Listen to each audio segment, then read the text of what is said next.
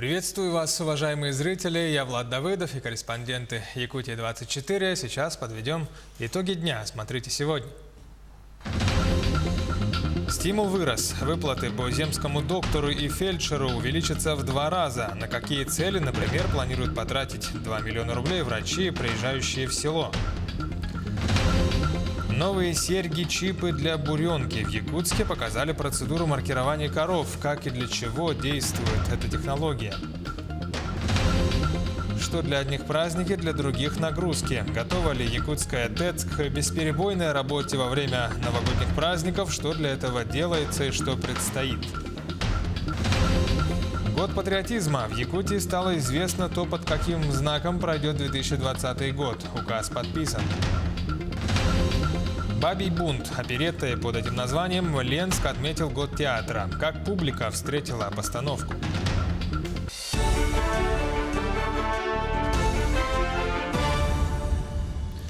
В Якутии первый покупатель подписал кредитный договор по программе «Ипотека под 2%». Торжественное подписание договора состоялось в Республиканском ипотечном агентстве, который является региональным оператором данной программы в республике. На сегодня, как отметили в агентстве, всего подано более 80 заявок на участие в данной программе. Из них 48 уже получили одобрение и находятся на стадии поиска квартиры. И вот сегодня первый клиент подписал договор о купле-продаже новой квартиры по данной программе. Данные ипотеки мы узнали из социальных сетей и сразу обратились в Республиканское ипотечное агентство в начале декабря. И прошли несколько этапов. Нам одобрили ипотеку, кредит. И вот сегодня заключили договор. Договор мы заключили на однокомнатную квартиру. Дом скоро ведется, сказали, в первом квартале следующего года. И вот как раз перед Новым годом приятное событие. И как бы уже Новый год встретим, уже новогоднее настроение у нас. Обманутым дольщикам в Якутии начали выплачивать компенсации. Первыми деньги за недостроенное жилье получат участники стройки «Семир». Они смогут вернуть свои вложения через Фонд защиты прав дольщиков. Для этого специалисты банка Дом.РФ приехали в Якутск. Они принимают заявление на получение компенсаций. Дольщикам необходимо предоставить паспорт и выписку из реестра. После подачи документов в течение 10 дней средства поступят на счет заявителя. Компенсацию получат в итоге 253 человека. Все они заранее прошли предварительную регистрацию. Всего в программу по восстановлению прав обманутых участников долевого строительства вошли 3 объекта застройщика «Семир» и 1 объект «Монолитстроя». Мы в 2016 году вступили в долевое строительство, и застройщик «Семир» оказался недобросовестным, и мы до сих пор не получили дом. И наконец-то мы получаем компенсацию за счет Российской Федерации. Заключили договор, и через 10 дней деньги будут уже в нашем счету. А в Мирном жители аварийных домов получили ключи от новых квартир. Это стало возможным благодаря программе переселения. Квартиры были приобретены на вторичном рынке. Ключи от нового жилья получили 4 семьи. Это жители аварийных домов по адресу Аюнского, 24 и 33А. До конца года администрация города планирует обеспечить новым жильем еще 2 семьи. Дом заваливался просто и все. Полы холодные, дом валился. Да, не открывались окна, двери не закрывались. Поэтому... Ужасно. Здесь сейчас двухкомнатный, со всеми удобствами. Хорошо. Жили в деревянном, сейчас в каменном. Дети, у нас 2 детей. Дети тоже очень довольны, счастливы. Своя комната. Мы долго ждали эту квартиру, сколько лет уже ждали. У нас 6 детей, у нас дали 3-комнатные квартиры. У нас тепло, хорошее, живем хорошо, там большая квартира. Выплаты по программам «Земский доктор» и «Земский фельдшер» увеличатся в 2 раза. Также в программе сняты ограничения по возрасту. Как пример, наши корреспонденты выяснили, на что готовы потратить 2 миллиона рублей врачи, приезжающие в сельские населенные пункты. Материал Юлии Великодной. Дмитрий Корякин, еще будучи абитуриентом, точно знал, после получения диплома вернется в родной Абыйский улус. А теперь, когда за работу в сельских населенных пунктах полагаются выплаты по программе «Земский доктор», вдвойне приятно вернуться на родину в прямом и переносном смысле.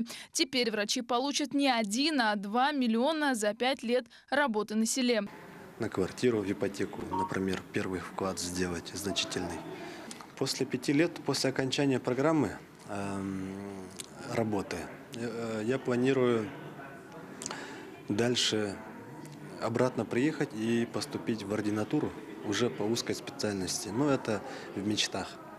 Дмитрий не понаслышке знает, как важна помощь медицинских работников в селах. Его отцу из Абыйского района приходилось выезжать в столицу региона, чтобы консультироваться и проходить лечение. Поэтому даже практику каждое лето Дмитрий проходил в своем районе и уже знаком с коллективом больницы. Отец тяжело болел. Вот. И в деревне, конечно, таких условий не было. Но приезжали сюда, лечились в городе Якутске. В общем, захотелось стать врачом, чтобы приехать в родной улус и помочь нашей больнице, нашему здравоохранению. Всего за период реализации программ в Якутии на работу привлечено 796 врачей. По программе «Земский фельдшер» – 69. На выплаты в рамках программы в 2020 году планируется выделить 275 миллионов рублей, из них 92% из федерального бюджета. Вступать в данную программу уже будет без ограничений по возрасту. То есть, на наш взгляд, это даст толчок к притоку как врачей, так и фельдшеров. А также мы поднимем укомплектованность и обеспеченность медицинскими работниками. Отмечу, что для медиков, выезжающих на работу в малые города с населением до 50 тысяч человек, размер выплаты останется на прежнем уровне – 1 миллион для врачей и 500 тысяч рублей для фельдшеров. Юлия Великодная, Семен Семенов, Якутск. В Нерюнгринской гимназии номер 1 провели урок безопасности. Его организовали специалисты компании «Транснефть Восток» в рамках тематического года охраны труда, объявленного в системе предприятий компании «Транснефть». Рассказывает Екатерина Павлова. Как провести реанимацию пострадавшему в условиях чрезвычайной ситуации? Об этом мало говорить, нужно показывать. Нефтепроводчики сделали наглядность реальностью. В этом году манекены-тренажеры сердечно-легочной реанимации «Максим» получили 5 школ в регионах присутствия компаний. 3 из них – республиканские. В связи с объявленным годом охраны труда данное мероприятие проводится не в первый раз. Аналогичные уроки безопасности специалистами организации «Транснефть Восток» были проведены в этом году не только для нерюнгринских, но и для алданских школьников. Считаем, что о сохранении жизни и здоровья в процессе трудовой деятельности человек должен знать со школьной скамьи. Основная цель таких уроков – популяризация базовых правил охраны труда и безопасности, которые помогут сохранить жизнь и здоровье на рабочем месте и в быту. Это живой интерес, даже вот эти простые лампочки, которые мигают, но они-то переносят это на живого человека. Ну и, само собой, подготовка детей к практическому этапу, когда он будет уже непосредственно работать с человеком, значительно лучше. Практические занятия по оказанию первой медицинской помощи пострадавшему всегда вызывают у школьников особый интерес. Этот урок очень полезен, потому что мы можем попробовать сами откачать человека. Потому что никто не знает, как мы себя поведем в стрессовой ситуации. Поэтому я думаю, это очень полезно. Вот сейчас тоже пойду попробую. Может быть, получится, может быть, нет. Но я постараюсь. Потому что в будущем это может помочь. Иду сразу сейчас на медика, и понятно, что всегда это даже в нашей жизни может быть полезно. Это понадобится. Сотрудники компании рассказали школьникам о том, что недопустимо в условиях, где ведется транспортировка нефти. И напомнили о том, что безопасность каждого человека, хоть на производстве, хоть в быту, это результат его знаний. Екатерина Павлова, Захар Головин, Нерюнгри. Вернемся после короткой паузы. 1 минута. Смотрите далее в нашей программе. Новые серьги для буренки в Якутске показали процедуру маркирования коров, как и для чего действует технология. Что для одних праздники, для других нагрузки. Готова ли якутская ТЭЦ к бесперебойной работе во время праздников Нового года? Что для этого делается? Год патриотизма. В Якутии стало известно, что под каким знаком пройдет будущий 2020, указ подписал глава республики. «Бабий бунт» опереттой под этим названием Ленск отметил год театра. Как публика встретила эту постановку. Якутия-24 в прямом эфире. Программа «Итоги дня». Продолжаем выпуск. Министерство здравоохранения Якутии закупило 15 тысяч доз живой коревой вакцины. Как сообщили в пресс-службе ведомства, отгрузка ожидается уже на этой неделе. На данный момент корью в регионе, по данным, заболел 21 человек. Медработники проводят поквартирный и подворовой обход домов, входящих в границы эпидочага, для иммунизации контактных лиц. В Нерюнгри произошел пожар в жилом многоквартирном доме. В результате происшествия 1 человек пострадал. Подробности у Екатерины Павловой. В 9 часов 18 минут на центральный пульт пожарной связи города Нерюнгри поступило сообщение о пожаре по улице Чурапчинская, 22. По тревоге был поднят дежурный караул пожарно-спасательной части номер 1 по охране города Нерюнгри. По прибытию было установлено, что в квартире на 2-м этаже произошел пожар. Задымление распространялось по лестничной клетке. Личным составом было вскрытие произведено дверей и обнаружен пострадавший мужчина 65-го года рождения с признаками тяжелого отравления, продуктами горения, а также со следами ожогов.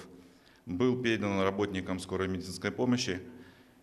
В данный момент мужчина находится в тяжелом состоянии в реанимационном отделении Нерюнгринской центральной районной больницы.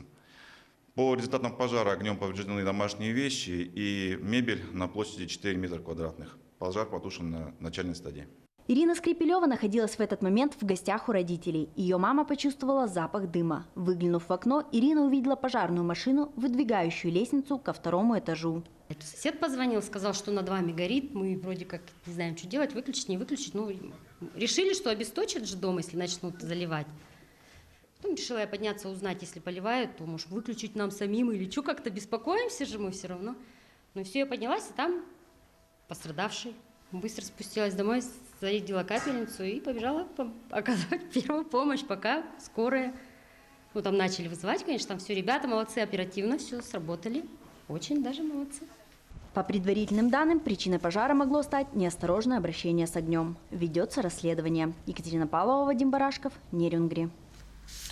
В отдаленном микрорайоне Северный в Ленске появился новый остановочный павильон. Предыдущий еще летом был разрушен во время шторма и восстановлению не подлежал.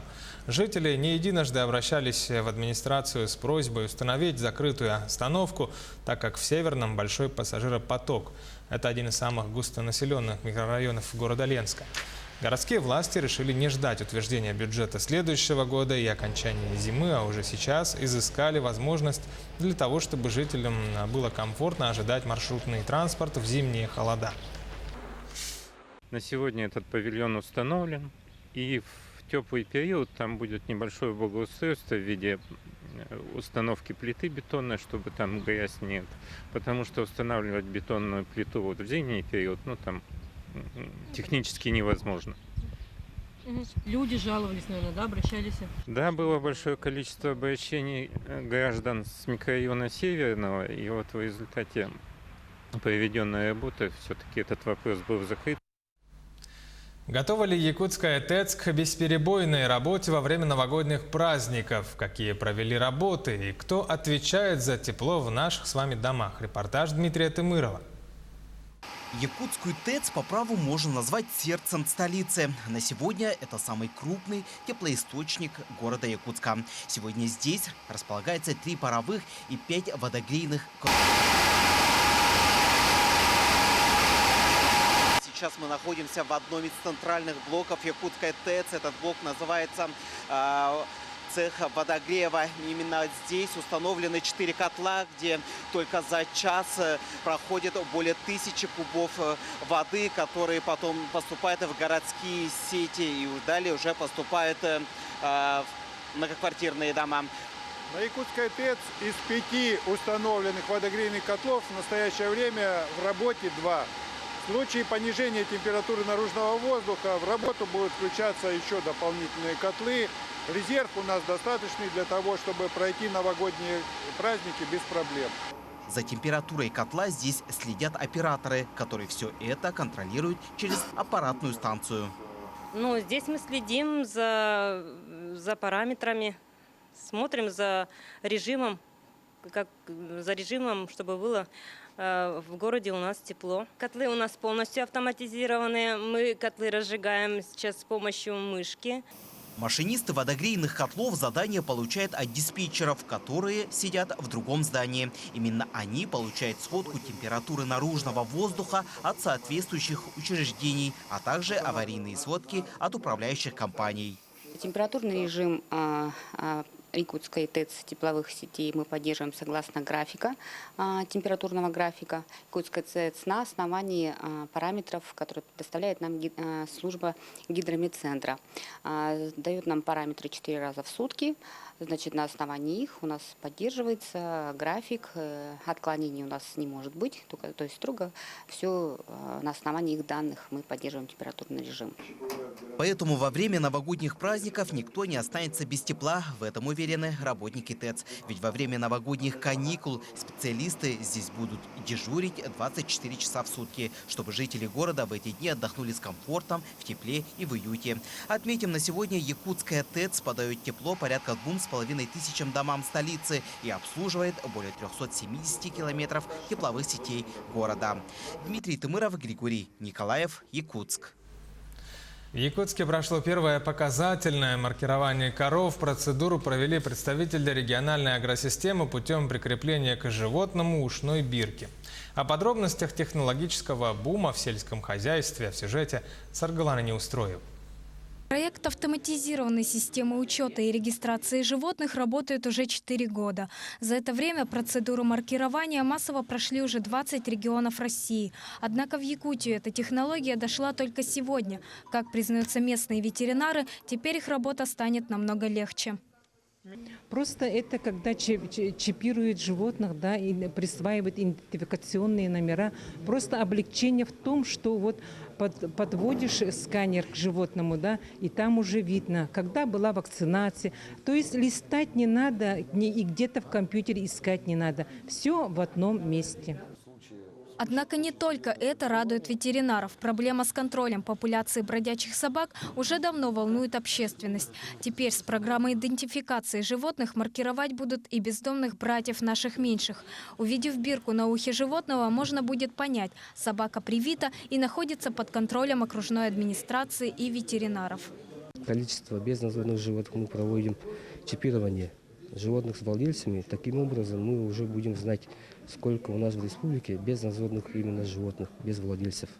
Поэтому мы максимум эту работу проведем до конца апреля месяца.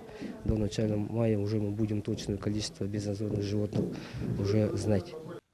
По словам руководителя проекта автоматизированной системы, задача компании заключается не только в том, чтобы поставить животных на учет. Приоритетом в работе для себя они считают облегчение труда ветеринарных специалистов. Добьемся того, чтобы ветеринарный специалист с желанием самостоятельно забивал данные в систему, мы не сможем добиться, наверное, полноты, стопроцентной правильных данных, которые поступают в систему. Система внедрения проекта проходит в 4 этапа. Маркирование животного, его учета, регистрация в единой государственной системе и мониторинге. Программа идентификации сельскохозяйственных животных начнет действовать уже с января следующего года. Пока финансирование выделено только на учет крупного рогатого скота и собак. Маркирование лошадей и домашних северных оленей планируется на 2021 год. Саргалана Неустроева, Григорий Охлопков, Якутск. Развитие модельных библиотек в Якутии обсуждают на семинаре в столице. Вызовы времени, с которыми сталкиваются современные кладовые знаний, ставят новые задачи. Это и инновационная деятельность, и поиск методов работ, которые отвечают современным требованиям. Какие на сегодня существуют варианты? Сюжет Саргаланы Федоровой. Образцовые библиотеки нового поколения. Какими они будут, обсудят участники семинара. Оказание информационных услуг через электронные ресурсы, правовая, социальная поддержка населения, работа с инвалидами и пожилыми людьми. Эти задачи сегодня выполняют модульные библиотеки. Всего в Якутии работает 135 подобных центров. Они активно реализуют около 200 проектов, от социальных до научно-просветительских. У нас программа вышла на российском уровне «Социальное партнерство, продвижение чтения в селе Нюя». Она заняла у нас место, мы по ней отработали более 10 лет. Я уже вижу, как библиотеки стали развиваться хорошо, оснащены прекрасно, хорошая литература. Вместе с тем, сегодня такие библиотеки нуждаются в переменах не только в книжном, но и в цифровом формате. В этом году 5 районов республики приняли участие в конкурсе нацпроекта «Культура» на создание модельных библиотек нового типа. 3 из них стали победителями.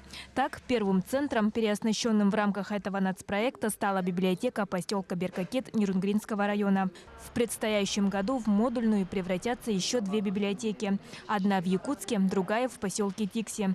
Каждая из них получит по 5 миллионов рублей на оснащение. Вот на селе, например, сельская модельная, она какая должна быть библиотека образцовая? Услуг очень много.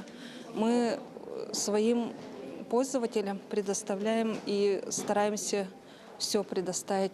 Было предложение, чтобы все-таки еще раз нас, вот эти вот модельные библиотеки, которые нас обновили, обратили внимание, и чтобы нас также поддерживали и обновляли вот эти материально-технические базы, потому что все устарело. В течение 4 дней участники семинара рассмотрят вопросы повышения значимости модельных сельских библиотек, уровня информационного обслуживания, использования IT-технологий, а также определят основные направления работы.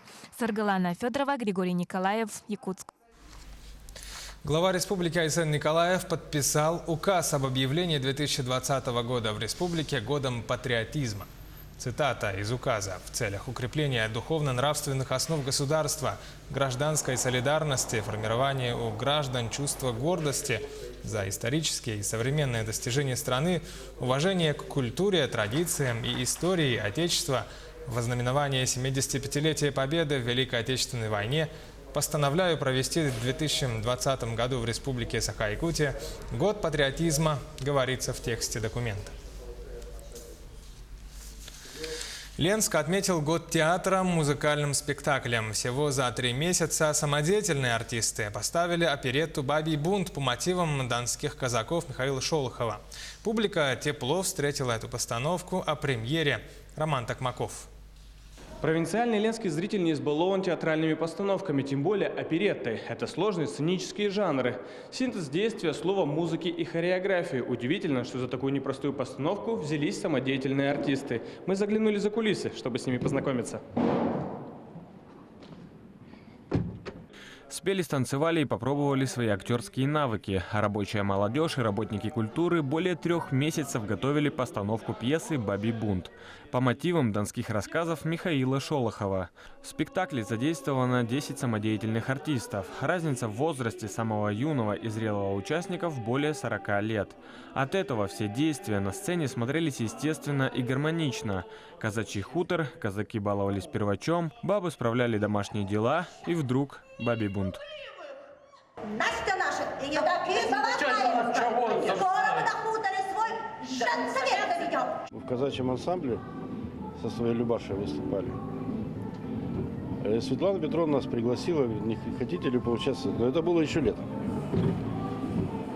Ну, думаем, почему нет, в казачьем участвовать, можно и тут попробовать. Ну, нормально, хорошо. Вам нравится? Да, мне очень нравится, только сильно переживаю, когда на сцене, да, сильно волнуюсь. Идейный вдохновитель проекта Светлана Чуйко. Она выступила в роли режиссера постановки. Руководитель театральной студии 2015 Дворца культуры «Юность» тщательно подбирала артиста для каждой роли. Ее труды были вознаграждены невероятной отдачей публики. Каждый в оперетте нашел себе персонажа по душе. Скажите, какой, по вашему мнению, самый колоритный персонаж спектакля? Бабушка. Вот она вообще прям, не знаю, изюминка вот спектакля такая. С дедушкой они прям вообще. Председатель очень нравится. Девочка наша нравится, Марина. Замечательный звонкий голосок.